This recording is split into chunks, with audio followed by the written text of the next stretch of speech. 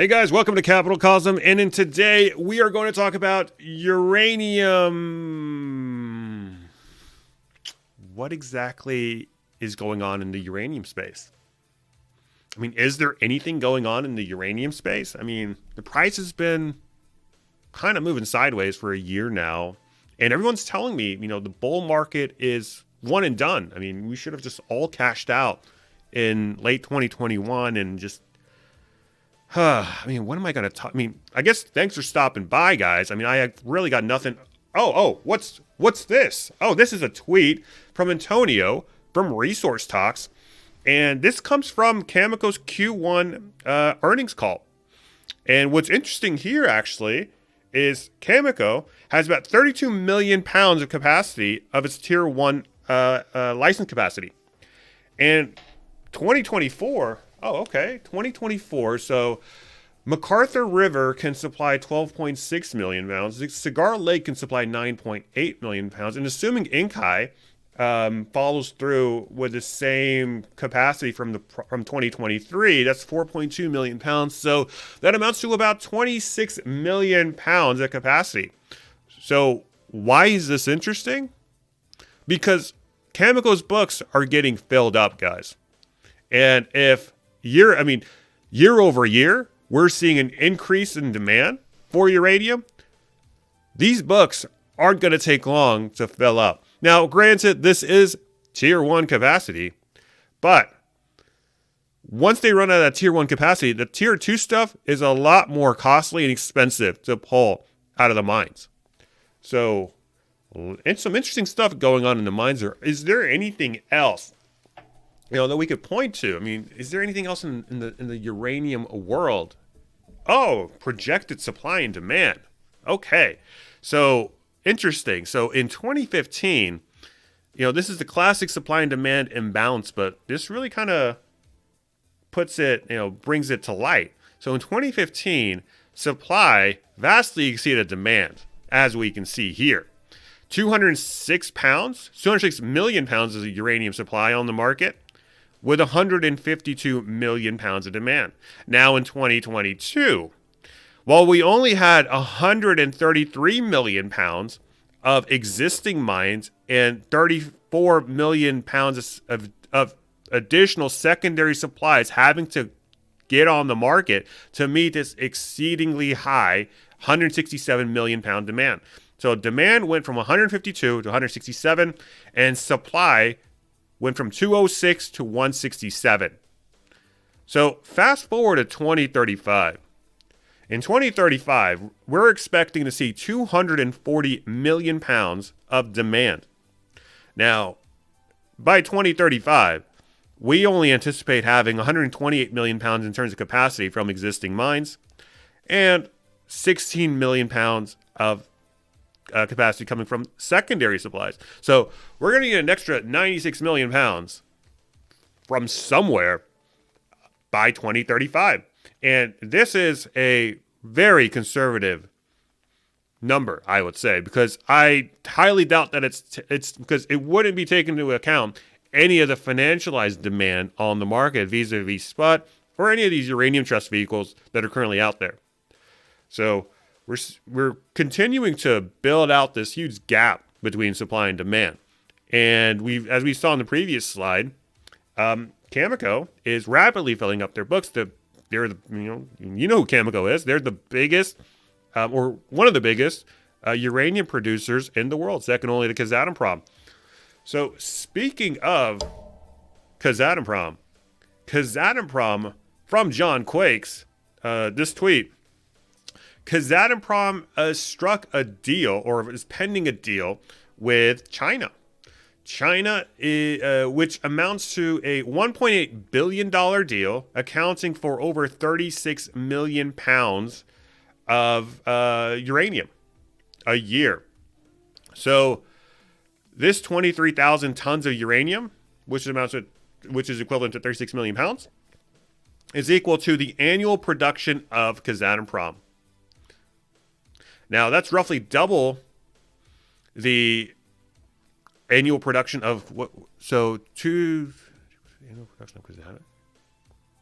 Sorry, Kazakhstan, which is roughly double the annual production of Kazatomprom. Sorry, I had a little Alzheimer's moment there. But nonetheless, so Kazatomprom is expected to churn out 23,000 tons of uranium, or 36 million pounds of uranium, whichever unit of measure you want to look at, by 2026. And this number is going to continue to grow in the coming years ahead. Now you can clearly see this number growing from 2021, going from 3,000 tons, 2023, 13,000 tons, 2026, 23,000 tons. And again, Kazatomprom's annual production is about half of that. So Kazatomprom is tied up. Cameco is going to be tied up soon in the coming years. And, this supply-demand deficit is probably a lot bigger than this chart is telling us. So I see a lot of things percolating up in the uranium market. But is there anything else on the horizon? Oh, okay. This is a tweet from Casper J, nuclear advocate. And so he says, according to UXC, we could see the need for up to 33 to 44 million extra pounds in U3O8 in the West to compensate for the reduction in Russian uranium supply. You getting that? Once that Russian uranium supply goes offline, we're going to need 33 to 44 million pounds of U3O8 to come online to compensate for that annually. Now, this is not taking that into account. So, while 2035 might be a little too far off the horizon for a lot of us, including myself, we're going to build up a lot of deficit. The gap between supply and demand is going to get higher and higher and higher as the years go by.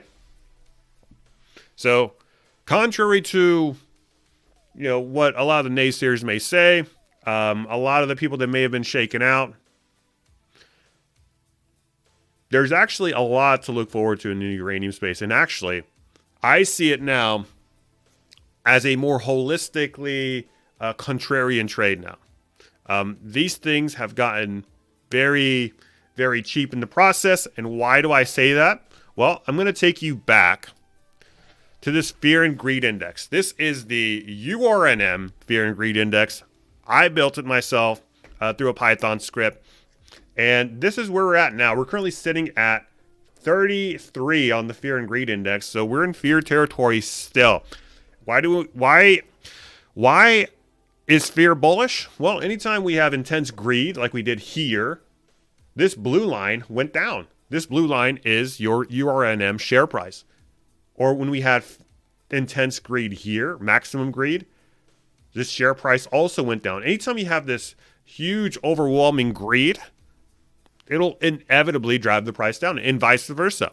Whenever we have intense fear, that's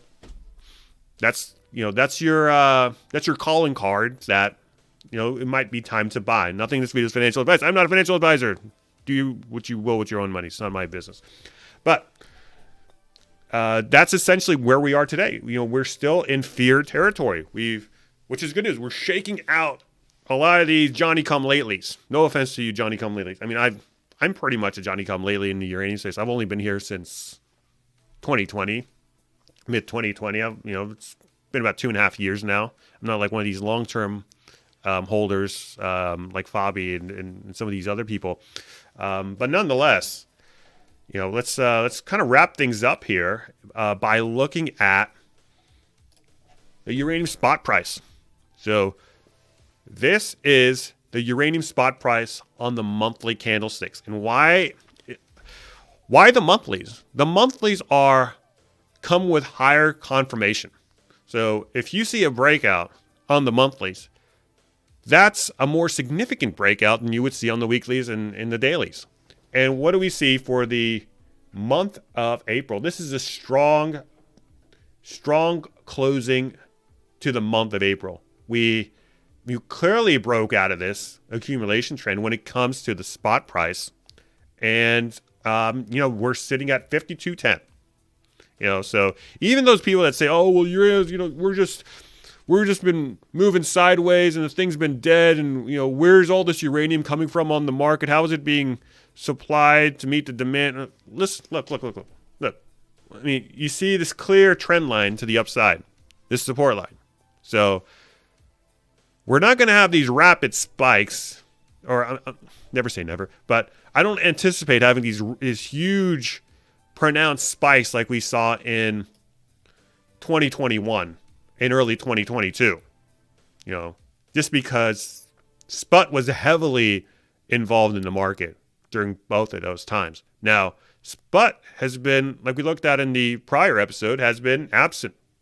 Hasn't been really buying any additional supply off the market. We did see actually, I think it was like 100,000 pounds of uranium off the market last week. But I mean, that was the exception to the rule. I mean, we went through March as well as April through a dry spell there with SPUT. So, but nonetheless, guys, I think there's a lot of good news coming into the uranium space, and the fact that the prices, especially on some of these mining stocks, are depressed and where they're at today, that's even better news.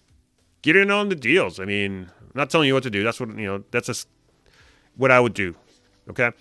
But that's just the way I see it.